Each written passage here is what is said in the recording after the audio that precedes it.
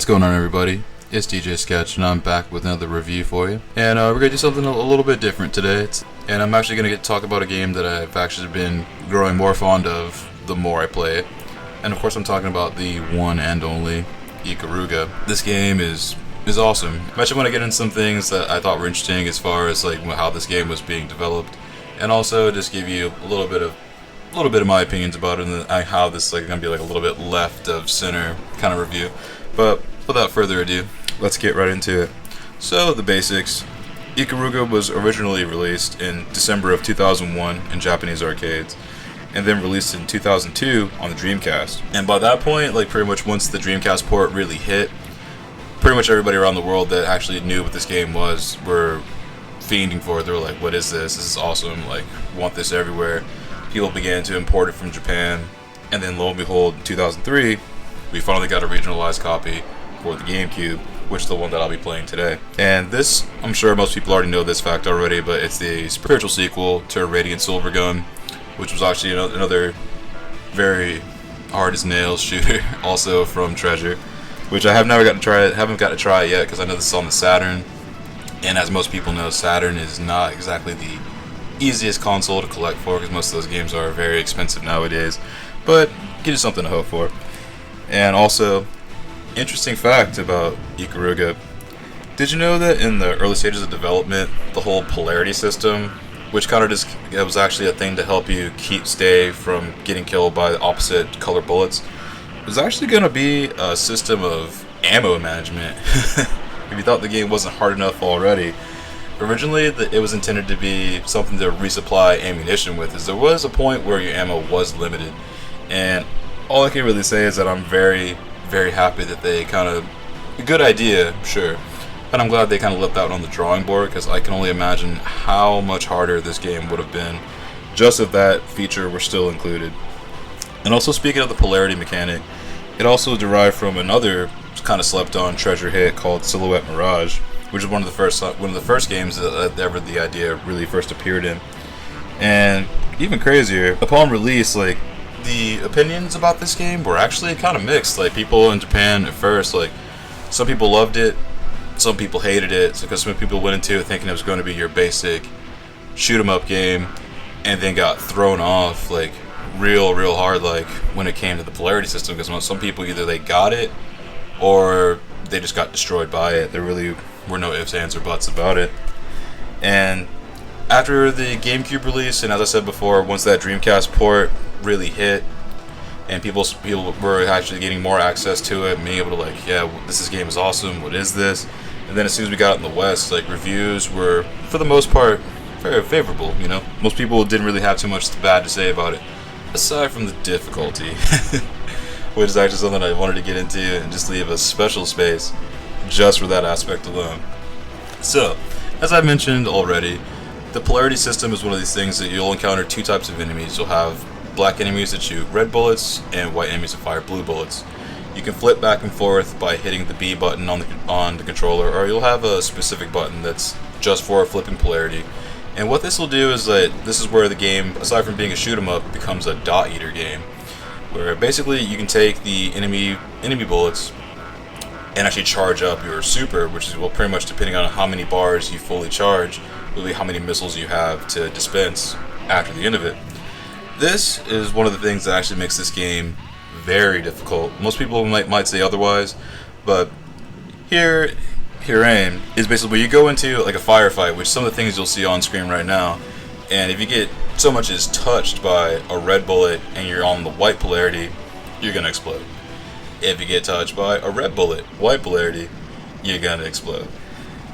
A long story short, like, a lot of things can and will kill you in this game, and quickly at that, because you get one hit, and unless you like up the stock, you'll start out with 2 lives. If you're smart, you'll up the stocks to 4, because that's honestly not the only way you can do it, but it'll make the game a lot less of a headache to play through. Trust me, trust me. And also, this had a release also on Xbox Live in 2008, which really was the first bit of exposure I got to. Is I remember hearing about this game back when G4 was still a network on television. That was how I first heard of it on the GameCube, but of course I didn't have a GameCube at that time, so I never really got around to it. But The Xbox Live version was the first exposure I got to it. I just played the demo and was like, wow, this game is really hard, but it's awesome. Never touched the game again until, geez, 9 years later, honestly. Yeah, 9 years later. And that's when I finally actually got a GameCube, got a copy of this game, and then just ran through it. It took about a month to really go through it completely, to the point where I'm actually able to make a review about it, because I've actually seen the ending, which is another thing too. This game, it has 5 levels, which at first, on paper, you think it's like, oh yeah, it's not that hard, because once you boot it up, it'll give you 3 options, either easy, normal, or hard. And there's a training mode, which will just have you play the first 2 missions, unlimited lives, see how far you can go, and see if you can do it without dying at all. But my goodness, like, this game, it starts out simple enough. Like, as long as you get your feet wet, learn the mechanics, like, see how the polarity system really works, and also learn that the opposite polarities do double, sometimes triple damage to other enemies of that opposite polarity. So it's something else that it took me a long time to actually kind of gauge that, because the only thing that can really remind you of that is like some of the audio cues, like the hit sounds will be different. So if you start hearing everything sounding a little bit different when you're shooting at things, that's because you're doing double or sometimes triple damage, which is something that you're going to need to do, especially with the later boss fights, because otherwise you will die. You will die, and you will try to, like, you'll just be like plugging away at these things using the same polarity, and it'll take forever. But that's the other part of it. Boss battles are timed. You have 100 seconds on each boss battle, at least every main boss, because you're gonna have a sub boss, or at least one through these 5 levels, with the exception of the last one, which is in a way a bit of a boss rush. But we'll get to that part a little bit later. And most of the bosses aren't terribly difficult to figure out the patterns, but the first few times, like, unless you just somehow are just either that good at shoot 'em up games, or you just know what you're going into before you get to it, you're probably gonna get wrecked. Because especially with the wheel boss from stage 3, the flower mid boss, so actually like almost the entire 4th stage is pretty much a giant boss fight on a satellite. And let's see, and then stage 5 is pretty much it's a pretty much 3-stage boss. It's a 3-stage boss fight with an escape sequence, which was honestly like probably one of the toughest sequences I've played in a game in a while. It wasn't so much even the boss fight; it was the escape sequence. And actually, this is even better. We're getting right up on the escape sequence part. So once you've made it through majority of the game, after that, like the escape sequence, you can't fire. This is the part that really took me by surprise. Once I got to this section, I was like, wait, what do you mean? Like, warning, you can't fire. And I proceeded to die again, and again. And pretty much like numerous runs came to a screeching halt at this point, just because like I had not figured out that pattern yet. But once I got it, it was great, because I was just like, we got to the end, got into that final screen clearing explosion, and I got to put my initials in, and I get to see a very, very calm, peaceful, and serene little end screen. It was great, but all in all, I know I banged on this game for about close to 10 minutes, but I really cannot recommend this game enough. Even though the price tag, at least as far as getting a complete copy, is a little bit high. I mean, $50. Honestly, I've played worse games for $50, so I really can't recommend this game enough. And if you don't really care about having books and cases and all that kind of stuff, just get a loose copy of this. Or if you have a GameCube, granted.